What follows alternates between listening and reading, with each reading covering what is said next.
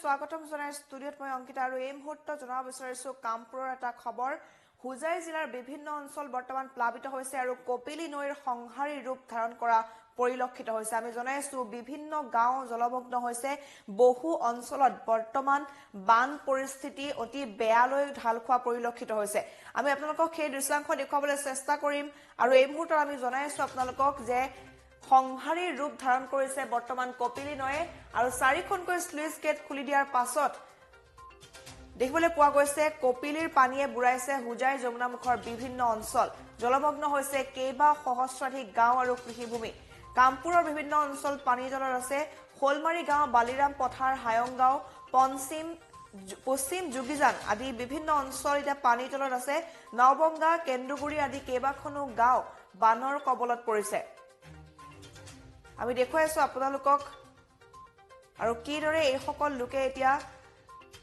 জীৱন অতিবাহিত কৰিবলগীয়া হৈছে হঠাৎ এটা ৰাতিৰ ভিতৰতে আসলতে এনে ধৰণৰ বান পৰিস্থিতিৰ সৃষ্টি হৈছে আৰু কপিলি নৈৰ জলপৃষ্ঠ বৃদ্ধি পোৱাৰ পাছত এতিয়া ৰাতিটোৰ ভিতৰতে দেখিবলৈ পোৱা গৈছে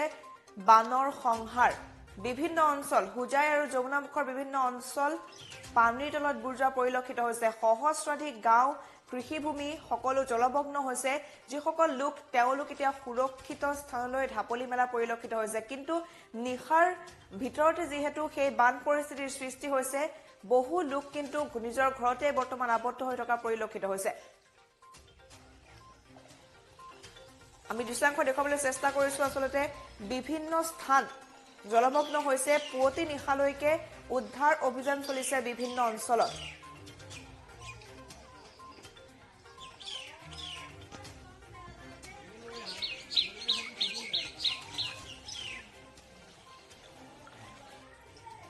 আমি দেখুৱাইছো আপোনালোকক যিসকল লোক আছে তেওঁলোকৰ মাজত বৰ্তমান হাহাকাৰ এক পৰিৱেশৰ সৃষ্টি হৈছে কপিলিৰ বাৰহনী পানীয়ে হুজাই যমুনামুখৰ বিভিন্ন অঞ্চল প্লাবিত কৰিছে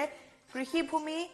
লগতে সহস্ৰাধিক গাঁও জলমগ্ন হোৱা পৰিলক্ষিত হৈছে আৰু চাৰিখনকৈ স্লুইচ গেট খুলি দিয়া হ'ল আৰু সেই স্লুইচ গেট খুলি দিয়াৰ পাছতে এই ভয়ংকৰ ৰূপ ধাৰণ কৰিছে বিভিন্ন অঞ্চলত হুজাইৰ খোলমাৰী গাঁও বালিৰাম পথাৰ হায়ং গাঁও পশ্চিম যোগীজান কেন্দুগুৰি নবংগা আদি বিভিন্ন গাঁও বৰ্তমান পানীৰ তলত বুৰ গৈছে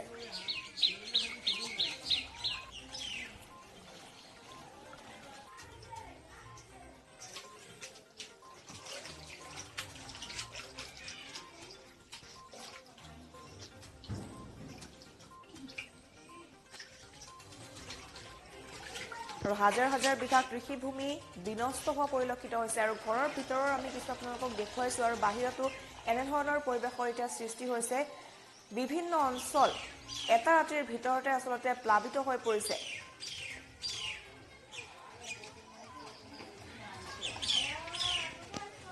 আৰু উদ্ধাৰ অভিযান চলোৱা পৰিলক্ষিত হৈছে কাৰণ তেওঁলোক সাজু নাছিল হঠাৎ এনেধৰণৰ বানৰ কবলত পৰিবলগীয়া হৈছে তেওঁলোক আবতৰীয়া বানৰ কবলত পৰিবলগীয়া হৈছে আৰু যাৰ পৰিপ্ৰেক্ষিতত নিশাৰ ভিতৰতে কিছু বহু লোকক আসলতে সুৰক্ষিত স্থানলৈ লৈ যোৱা হৈছে কাৰণ কপিলিৰ জলপৃষ্ঠ বৃদ্ধি পাইছে আৰু তাৰ পৰিপ্ৰেক্ষিতত এখনৰ পাছত আনখনকৈ গাঁও এতিয়া প্লাবিত হৈছে কামপুৰৰ বিভিন্ন অঞ্চলো বৰ্তমান প্লাবিত হোৱা পৰিলক্ষিত হৈছে আৰু আমি আপোনালোকক কালিও দেখুৱাইছিলো কামপুৰৰ বিভিন্ন অঞ্চল আৰু যিসমূহ অঞ্চলত মথাউৰি ছিঙি গৈছে আৰু মথাউৰি ছিঙি যোৱাৰ ফলত ন অঞ্চল প্লাবিত হৈছে